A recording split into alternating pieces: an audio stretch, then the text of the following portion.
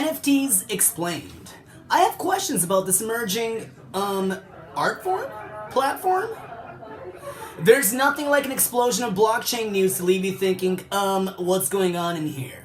That's the feeling I've experienced while reading about Grimes getting millions of dollars for NFTs or about Nancat being sold as one. And by the time we all thought we sort of knew what the deal was, the founder of Twitter put an autographed tweet up for sale as an NFT. Now, months after we first published this explainer, we're still seeing headlines about people paying house money for a clip art of rocks, and my mom still doesn't really understand what an NFT is. You might be wondering, what is an NFT anyhow? After literal hours of reading, I think I know. I also think I'm going to cry. Okay, let's start with the basics. What is an NFT? What does NFT stand for? Non-fungible token. That doesn't make it any clearer. Right, sorry. Non-fungible more or less means that it's unique and can't be replaced with something else. For example, a Bitcoin is fungible. Trade one for another Bitcoin and you'll have exactly the same thing. A one-of-a-kind trading card, however, is non-fungible. If you traded it for a different card, you'd have something completely different. You gave up a Squirtle and got a 1909 206 Honus Wagner, which Stadium Talk calls the Mona Lisa of baseball cards. I'll take their word for it. How does NFTs work? At a very high level, most NFTs are part of the Ethereum blockchain. Ethereum is a cryptocurrency like Bitcoin or Dogecoin, but its blockchains also support these NFTs with sort of extra information that makes them work differently from, say, an ETH coin. It is worth noting that other blockchains can implement their own versions of NFTs. What's worth picking up at the NFT supermarket? NFTs can really be anything digital, such as drawings, music, your brain, downloaded and turned into an AI. But a lot of current excitement is around using the tech to sell digital art. You mean like people buying my good tweets? I don't think anyone can stop you, but that's not really what I meant. A lot of the conversation about NFTs as an evolution of fine art collecting only with digital art. Side note, when coming up with the line buying my good tweets, we were trying to think of something so silly that it wouldn't be a real thing. So of course, the founder of Twitter sold one for just under $3 million shortly after we posted this article. Do people really think this will become like art collecting? I'm sure some people really hope so, like whoever paid almost $390,000 for a 50-second video by Grimes, or the person who paid $6.6 million for a video by Beeple. Actually, one of Beeple's pieces was auctioned at Christie's The Famous.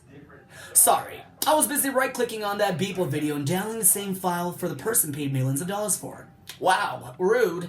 But hey, that's where it gets a bit awkward. You can copy a digital file as many times as you want, including the art that's included with an NFT. But NFTs are designed to give you something that can't be copied.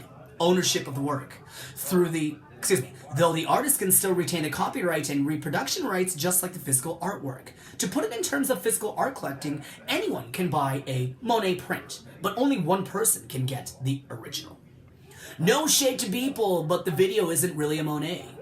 What do you think of the $3,600 Gucci Ghost? Also, you didn't let me finish earlier. That image that Beeple was auctioning off at Christie's ended up selling for $69 million, which, by the way, is $50 million more than Monet's painting. Whoever got the Monet can actually appreciate it as a physical object. With digital art, a copy is literally as good as the original. But the flex of owning an original Beeple. I think I remember hearing that NFTs are already over. Didn't the boom go bust? But surely, you've heard of penguin communities. Penguin communities? Right. So, people have long built communities based on things they own. And now it's happening with NFTs. One community that's been exceedingly popular revolves around a collection of NFTs called Pudgy Penguins. But it's not the only community built up around the tokens. It could be argued that one of the earliest NFT projects, CryptoPunks, has a community around it. And there are other animal-themed projects like the Bored Ape Yacht Club that have their own clique. Of course, the communal activities depend on the community. For Pudgy Penguin or Bored Ape owners, it seems to involve vibing and sharing memes on Discord, or complimenting each other on their Pudgy Penguin Twitter avatars. So what's the point of NFTs? That really depends on whether you're an artist or a buyer. I'm an artist. First off, I'm proud of you. Way to go. You might be interested in NFTs because it gives you a way to sell work that there otherwise might not be much of a market for. If you come up with a really cool digital sticker idea, what are you going to do? Sell it on iMessage App Store? No way. Also, NFTs have a feature that you can enable that will pay you a percentage every time the NFT is sold or changes hands, making sure that if your work gets super popular and balloons in value, you'll see some of that benefit. I'm a buyer. One of the obvious benefits of buying art is it lets you financially support artists you like, and that's true with NFTs, which are way trendier than like Telegram stickers. Buying an NFT also usually gets you some basic usage rights, like being able to post the image online or set it as your profile picture. Plus, of course, there are bragging rights that you own the art, with a blockchain entry to back it up. No, I meant I'm a collector. Okay. NFTs can work like any other speculative asset, where you buy it in the hope that the value of it goes up one day, so you can sell it for a profit. I feel kind of dirty for talking about it though. So every NFT is unique?